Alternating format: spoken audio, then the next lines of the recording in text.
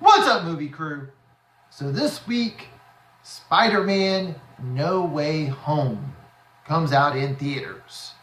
So I thought, why not do a let's rank for the Spider-Man theatrical movies? Now, I do want to let everyone know now, the first thing that I did grab was my steelbook that features Homecoming, Far From Home, Venom, and Into the Spider-Verse. I will not be discussing Venom. We are only discussing Spider-Man. So even though this will be shown, I will not be ranking Venom in this video. We're going to be talking the 3 Tobey Maguire movies, the 2 Andrew Garfield movies, the current 2 Tom Holland movies, and Into the Spider-Verse. So, without further ado, let's rank, starting with number 8.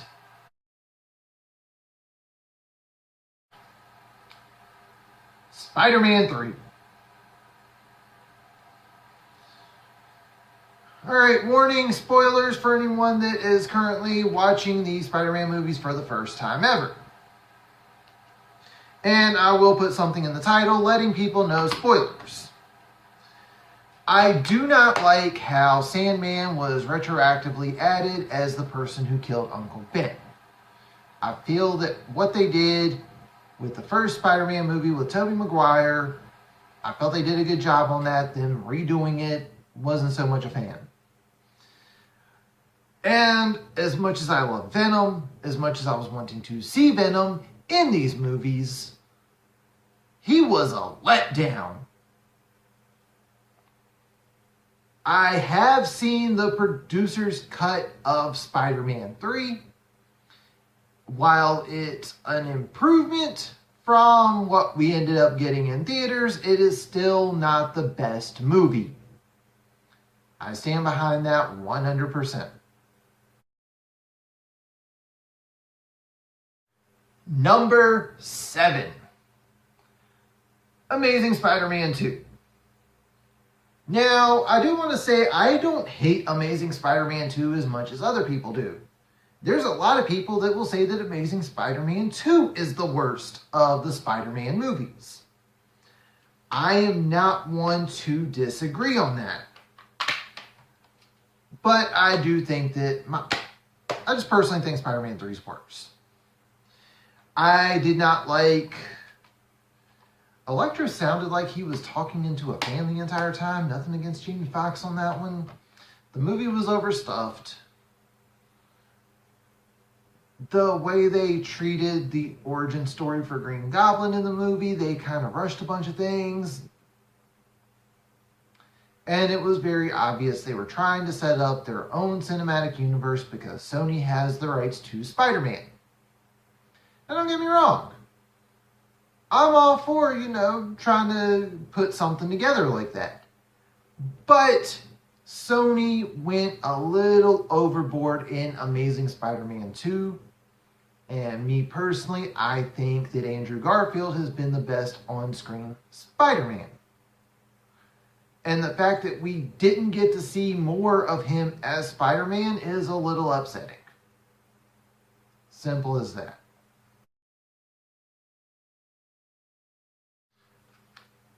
Number 6, and this one's going to be a little controversial, but I stand behind it. Homecoming. Now I know what some of y'all are thinking, but Tom Holland's great, and you're doing this because No Way Home is coming out. And you're right. And I will say this much. Tom Holland, the one thing that he's got over Tobey Maguire and Andrew Garfield is the fact that he is good at both Peter Parker and Spider-Man. Here's the problem with Homecoming. There are plot holes everywhere in that movie, and it drove me crazy when I was watching it.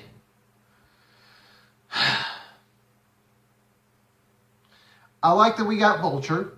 Seeing Michael Keaton, of all people, play Vulture was awesome. But the 8 years later thing just kept bugging me and bugging me and bugging me. Don't get me wrong. Tom Holland was great.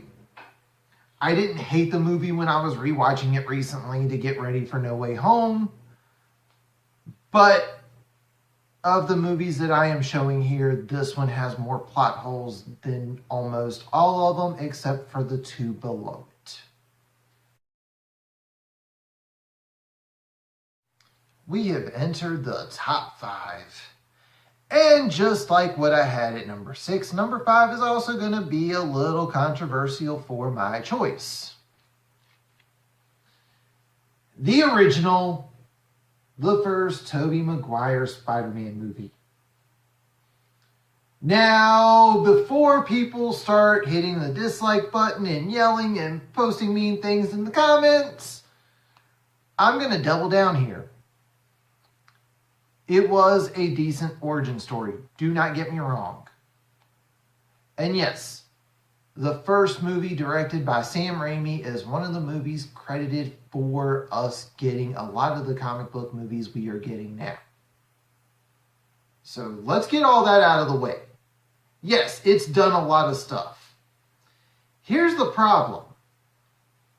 Spider-Man is hands down the most recognized superhero, period. More than the Avengers, more than Batman, more than Superman. We did not need an origin story. Just simple as that. We did not need Uncle Ben getting shot, Peter Parker getting bitten. They could have done some little bits and pieces here and there like they did with Man of Steel, for example. Now, I'm not saying this movie is worse than Man of Steel, because I know I'm going to cause some issues there. But I do personally think that it wasn't a bad origin story, but we did not need an origin story for the most recognizable superhero ever created. So it's a little bit lower for me than it is for others. Still liked it, but that's just my personal opinion.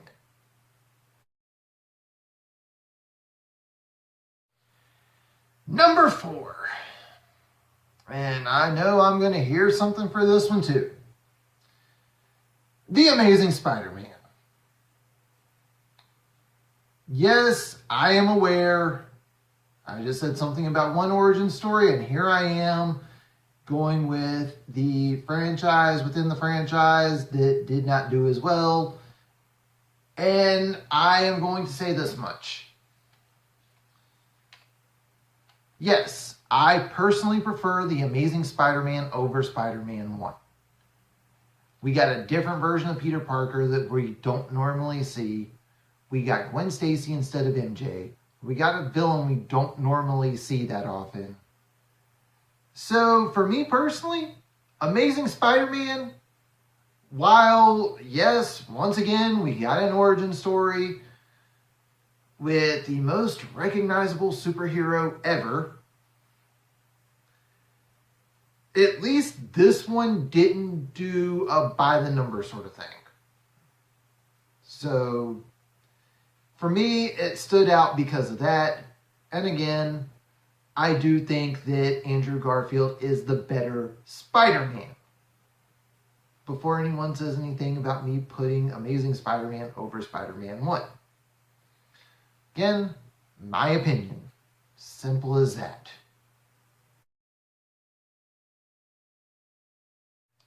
All right, we have entered the top 3. And at number 3, Far From Home. Now, where I've mentioned liking The Amazing Spider-Man more than most people, I have to do a turn the tables here. I do not like Far From Home as much as other people do. I remember when I did not get to see it in theaters opening weekend, and I had people telling me, oh, this is the best Spider-Man movie since Spider-Man 2.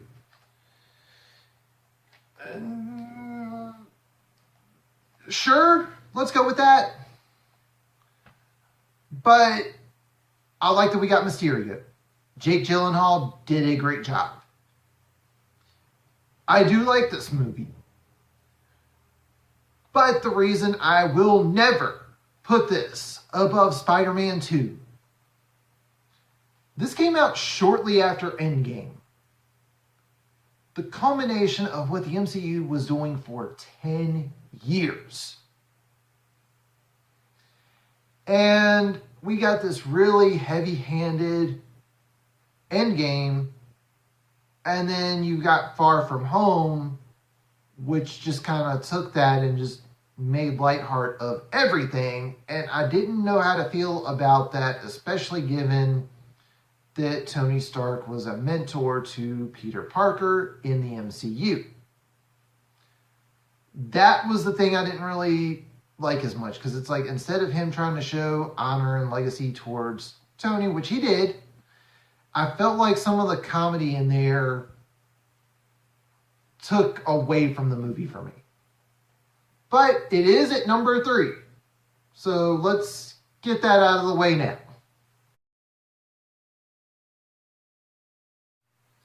Number 2. And once again, I'm going to hear something for this, but you know what? It is what it is. Spider-Man 2. Now, let me just start off by saying that this, hands down, is the best live-action Spider-Man movie to date. For those that are watching this after No Way Home comes out, I am recording this before seeing No Way Home. So there's a chance that this could drop on the list a little bit. I don't know yet. But I thought that this was a good continuation of what we got in the first movie. Doc Ock was a great villain in this movie. His connections to both Spider-Man and Peter Parker were done flawlessly. I will definitely go as far as to say that as far as any Spider-Man live-action movie goes, nothing has even come close to Spider-Man 2. And this is coming from someone who has really enjoyed Tom Holland, someone who enjoyed Andrew Garfield. Like, I've been more critical of Tobey Maguire than the other ones. Alright, let's just get that out of the way now. But I'm going to give credit where credit is due. Spider-Man 2, hands down, the best Spider-Man live action movie to date.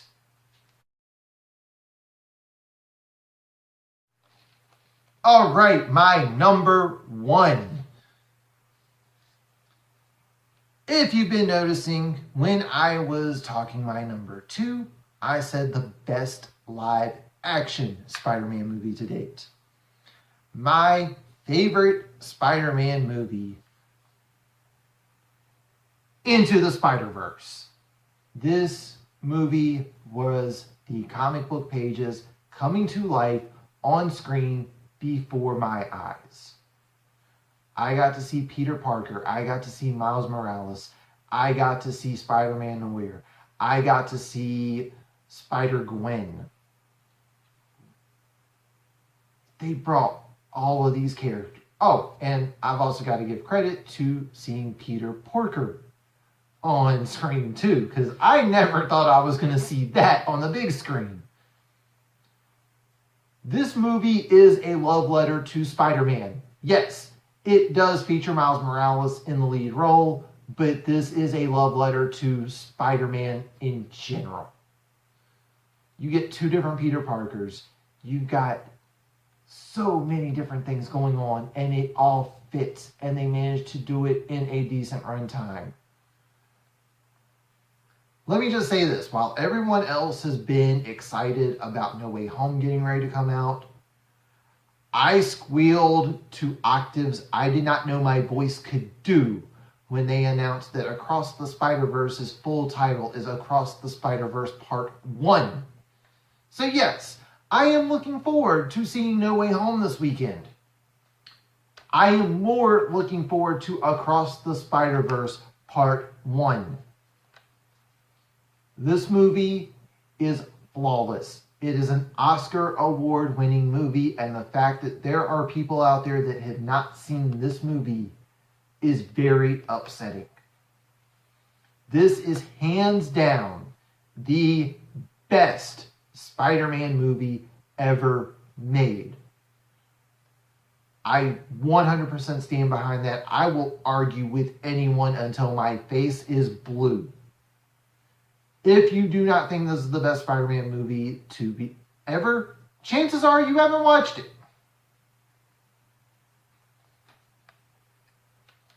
But again, these are my own personal rankings of these movies. Comment down below, what are your rankings for the Spider-Man movies? And to anyone that would like to include Venom, where do you rank Venom at in this franchise? But that's going to do it for this one. If you are new to the channel, hit that subscribe button. You like what you see, leave a thumbs up. Comment down below your own personal ranking of the Spider-Man franchise. And yes, feel free to argue with me over some of my hot takes on this franchise. But that's going to do it for this one. Thank you all for watching, and tune in next time.